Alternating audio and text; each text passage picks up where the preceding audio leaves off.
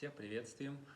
Сегодняшнюю лекцию мы решили посвятить особенностям якутских пальм Батас и Батыя, так как очень много людей не могут их отличить и не знают назначения этих видов орудия. Такое название пальма или по-другому палма однолезвийному колюще-режущему орудию народов Сибири было дано русскими первопроходцами. В фондах нашего музея хранятся несколько единиц данного вида оружия. Перед вами только малая часть нашей коллекции, хорошо сохранившаяся до наших дней. Итак, начнем с визуальных отличий. Первое по форме полосы клинка. У Батыя она ножевидной формы, а у Батаса полоса от пятки постепенно расширяется и резко сужается к острию. По длине клинка тоже не одинаковые. Клинок Батыя достигает до 40 см, а клинок Батаса от 50 до 70 см. Длина деревянной рукояти у Батыя бывает от 30 до 50 см, а у Батаса длиннее от 1,5 до 2 метров. В нашем случае конечная часть рукояти Батыя слегка расширяется. Оно сделано так, чтобы препятствовало соскальзыванию при ударе.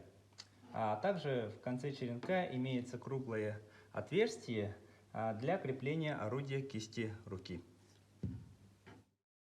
И последнее. По расположению желоба или по-другому дола.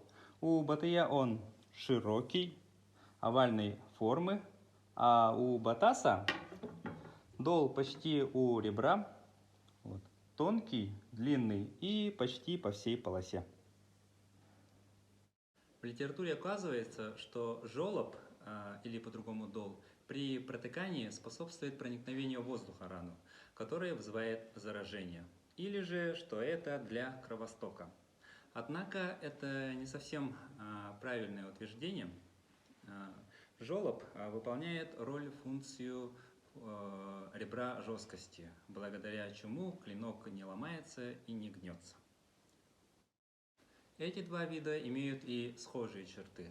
Оба относятся к однолезвийным колюще-режущим оружиям. Раздвоенный конец деревянной рукояти насаживается на черенок и плотно закрепляется тугой отмоткой из кожаной ленты.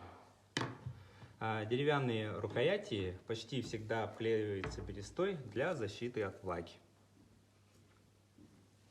Батас в якутских погребениях встречается довольно редко. 2-3 экземпляра были найдены в погребениях 15-16 веков. Видимо, это из-за того, что якуты все виды вооружения хоронили отдельно и по особым ритуалам.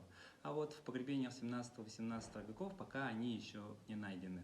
Этот факт подтверждает заключение о том, что царская администрация причислила Батас к виду боевого оружия и запретила их изготовление.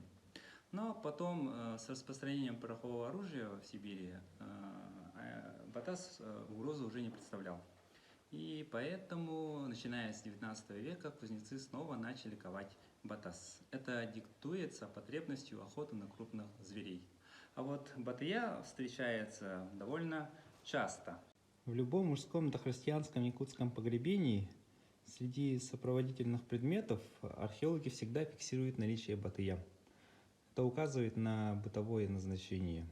Ее брали на охоту, часто использовали как топор и даже как косу. В заключение еще раз отметим разницу между якутскими пальмами.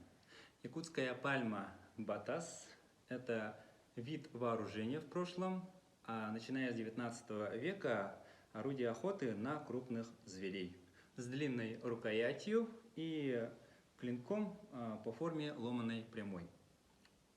А вот якутская пальма Батыя – это повседневное походно-бытовое орудие труда, которое выполняло функции ножа, топора, копья, иногда даже косы, со средней длины рукоятью и с ножевидной формой клинка.